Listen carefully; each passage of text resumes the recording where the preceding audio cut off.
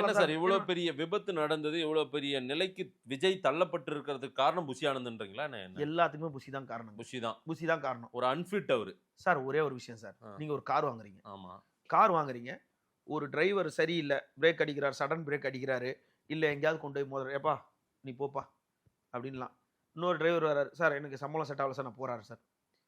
உங்ககிட்ட ஒரு driver 2 driver set ஆகலன்னா driver மேல ஃபால்ட் சார். ஆமா.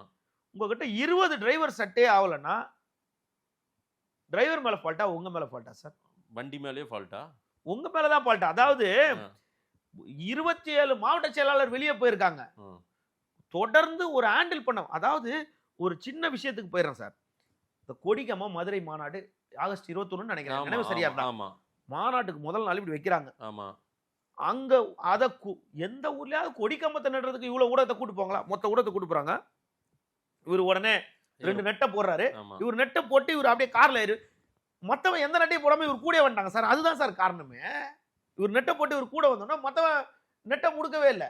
இவர் ஒன்னாங்க நின்று ஃபுல்லா அங்க இருங்கடா, நீங்க பாருங்க வேலையை பாருங்கன்னு சொல்லிட்டு வரல. அதாவது ஹோண்டா ஆக்டிவால வர்றது, மந்திரம் பண்றது, மஞ்சக்கயிறு கட்டுறது, இந்த மாதிரி விஜய் அவர் பண்ணாருது, கோயிலுக்கு போறது, அவர் பாசையிலேயே இட்டுன்னு வந்துட்டு இட்டுன்னு போறது. இப்போ இவ்வளவுதான் அவரு. இவரோட குவாலிட்டியும் அவருடைய அரசியல் அனுபவமும் இவ்வளவுதான். அவர் பாண்டிச்சேரிக்கு மாவட்ட செயலாளரா வச்சிருக்கலாம். ஆமா ஆமா. இல்லன்னா பாண்டிச்சேரி தலைவரா கூட ஆக்கியிருக்கலாம். தவிர தமிழ்நாட்டை பத்தி என்ன தெரியும்?